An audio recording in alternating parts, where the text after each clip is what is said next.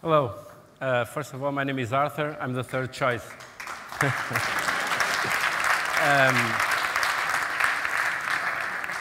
Anyway, I'd like to start to tell you that the last presentation made me thought a little bit of what I was going to present. And I'd like to give you, it's a really fast background. I'm a businessman. I have several companies. One of them is one of the 5 producers worldwide of digital cinema technology. It's an Indian company called Real Image. We started that business the year 2000. And if you look at cinema, you have production, distribution, and exhibition. So on the year 2000, I was on the exhibition side. We have 2,000 screens worldwide. Our competition is Kodak. And it was really a big fight until 2005. Now everyone goes to the theaters and you have digital cinema. 2 years ago, the mayor of Portimão and Joaquim Almeida had a dinner, and they said, why not a studio in Portimão? 6 months or 8 months later, they talked to me and they said, why not a studio in Portimão? We had a meeting in our company and we said, well, let's speak with the guys in LA and let's see what the studios say. So we did that in November 2008. We went there and they say, look, it looks like a great idea. So this first introduction is to tell you that, first of all, you need to have ambition. If you don't have ambition, you can always complain. You say the crisis, whatever, and you say that the world can stay together. That is the first innovation we have to say. Not speak about it, do it. Have the ambition to do it. So that was the start of that project. And, I'm the third choice again. Scott is one of our partners. You're going to stand a little bit later. But we're going to have Joaquim in a little bit with us. Picture Portugal has the ambition to be Europe's Hollywood Studios. It is a partnership between private companies, Portuguese and Americans, the municipality of Portimão, and the Algarve Film Commission. So I'd like to show you a small video that I would like that they would start. It's going to have Joaquim, and it will show you a little bit our how do we see the project in Portimão worldwide.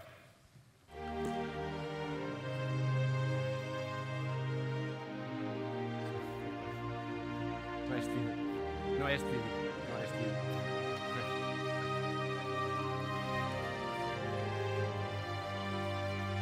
Não é.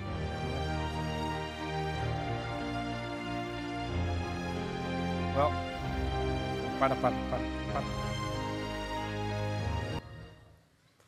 Sorry, it's not this video. If you can change it, you'll see if you find it. The locations movie, anyway, video. I'll continue with my presentation if we can get back to the video very well. So to explain to you our things, and that presentation we had before, Paulo, I have to thank you because it's going to clarify a little bit. We took some decisions before this that answer some of your questions. Like, it is commercial? Yes, it has to be a business. 90% of worldwide production on content is made out of 5 majors, American companies. 90% of what you see worldwide that makes money on movie, television, whatever, comes from 5 groups. Disney, Time Warner, NBC, which is Vivendi, General Electric, CBS, and I forgot the 5th one. Anyway, they're the ones that have the market. So if you want to have a commercial operation, if you want to have a studio, if you want to make movies, on a commercial perspective for people to go see it, of course they can be art also. I'm not saying that they are. I don't want to have that discussion, commercial or art. If you want to do an investment and put yourself worldwide, you have to have that market. So first of all, we looked at us and we decided to say we are the Florida and the California of Europe. That was the start. If you look at the Algarve, you have unique conditions, and you have to think about them. Portugal, if you look at it, it is like LA was in the 40s because before the real estate boom. Portugal has an international security that compared to a lot of countries worldwide, it's uncompared. If you put the climate in it, you can compare what? To Australia, they are a little bit far and alone in the middle of the ocean. We are in Europe, which is much nicer, let's say it like that. If you compare to some Middle East countries, well, definitely they can have much more money than us, they can compete with us, but they don't have security. So there is a lot of factors, and you can look at some that we mentioned, that political neutrality. We say that is an advantage for Portugal to have the EU president, a Portuguese one. So there are a lot of strategic advantages that we said that would be a very good groundbreaking. What Portugal has to offer to cinema. First of all, if you look at a budget, in English you have the above the line and below the line. The above the line of a budget on a movie is producer, director, actors, and on an $80 million or $100 million production, it can be 50%. So you think of any actor, you can think big one, it will make between 10 to 20 million on a movie. They shoot 4 weeks and they make that money. That's it. So 50% is above the line, 50% is below the line. On that budget, we, Portugal, can be, compared to the US, 50% less expensive. That was one of our thoughts. Another one is that compared to Eastern Europe countries that do a lot of productions, it's 20% less. You think of our highways. Everyone is complaining, the country is out of money, broke, the crisis. That is a very big advantage. Our highways, with no traffic at all, you can go from anywhere with 3 hours and move a crew. That is very important. If you move a crew very fast, you have faster shooting days, you're making money, not spending money.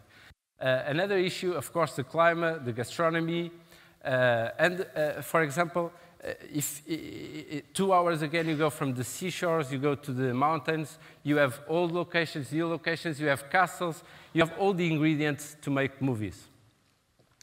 So after that, what we did, after all these thoughts, we had a lot of 15 international experts that work with us. Mentioning some names, we had the producer of the last 11 Bonds, Sir Anthony Way. We had the producer of Godzilla, Spanglish, the art director of Pirates of the Caribbean, people from London and from US that helped us thinking what was needed, what was needed to add to this combination, because we have to have an excuse. You have to tell in LA, look, there's a studio, so what kind of studios? And then we decided that, first of all, these studios should have a base, European base, of some of these majors.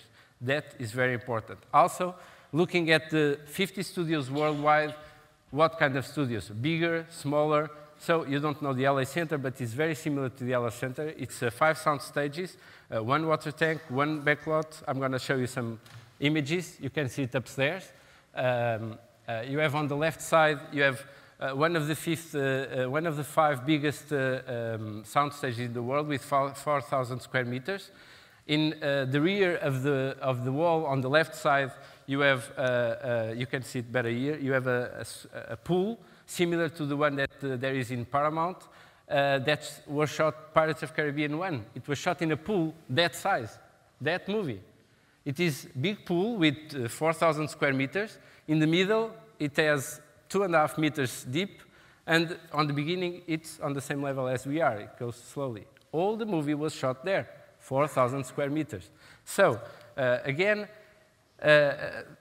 that's the mystic of cinema. So again, you have 2 sound stages of 2,000 square meters, construction, equipment, carpenter shop, and then a 4 stories building for post-production, a small theater, and offices for companies. For example, in Pinewood, in London, one of the oldest studios in the world, you have in a room 3 by 3, a sofa, 2 computers, 2 guys. They do all the post-production for Eurosport. All the animations you see on everything, they do it. 2 guys, 2 computers, 1 sofa.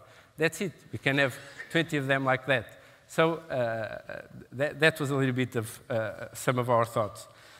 Giving you a little bit of more images. So it's really hard to start this and from one day to the other things happening. But what we did so far was to get the client, do the project, and we are moving on our process. Basically, we're going to have a fund to invest on the cinema. It's a 30 million euro fund. It will invest in parity with American productions. So they come with us, like Scott. Unfortunately, Scott had to go to Brazil for a production. He's in the middle of it. There was a problem, and he couldn't come. Scott was the producer of the TV show Las Vegas. You know it for sure. He's doing now, preparing a movie with Brian De Palma and other movies that he's willing to come here. So what we want to do is to have 10 documentaries, one big production of over $10 million from our side.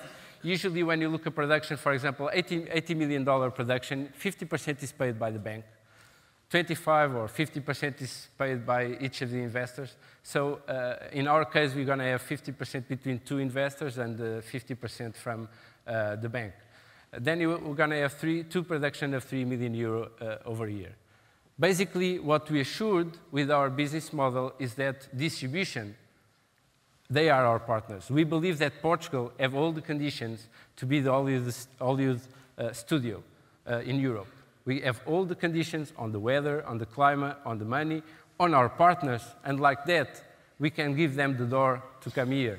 For example, we are now studying the possibility of having CSI moving around Europe, of having the base here. So basically, also, when we think bigger, and we spoke about that here today, bigger, smaller companies, people, sometimes when you look at to bigger ones, sometimes they have problems. We have to think also about their problems. And sometimes their problems are our advantages. And when you combine them, the big and the small, they get both much, much bigger. So to finish and to give you some examples, Sex and the City 2 was shot, all of it in Morocco, right near here. 15 years ago, they decided to do a studio. They put an hotel in it, they closed it all, and they started fighting to get it. They had it. Why wasn't it shot in the Algarve? Mamma Mia, big production from Greece. Well, it probably helped a little bit because it was paid by the tourism government from Greece, but probably it helped something there, but it promotes Greece as a country worldwide. If you go to New York and Chicago, anywhere you go, any sightseeing trip you go, someone is telling you, look, that movie was shot here. And there are some sightseeing trips to go see where movies were shot. If you look at Prague, 10 years ago, 15 years ago, they were nothing to cinema. They started to invest, and then they attracted a lot of American production. Tribeca Film Festival. Robert De Niro owned the festival. He sold it to Abu Dhabi. Now, Tribeca Film Festival is also in Abu Dhabi and New York. Cannes. Cannes is a very good example how to boost a city and have all the glamour that you saw. These are the kind of opportunities that exist, and only if you work them, you will get it. So, to finish, and I believe that we are not going to be able to see the video we have, I would ask you to go to pictureportugal.com. When you open the website, that's the video that you'll get there, and you can hear Joaquim give you some presenting also this project, which it was made also for you to listen. So just to close it and to finish, I think that sometimes we don't have the ambition to go further than what everyone tells us that is normal, and that is always like that. If we look at Portugal as the California and the Florida of Europe, if we look at it in an Atlantic ambition, and not only at a European ambition, you'll get that. We lost that 20 years ago when we went to European Union. I believe, and it was said by a vice president of CBS that was here some months ago, she said 500 years ago, Portugal discovered the world. Now it's time the world to discover Portugal. Thank you very much.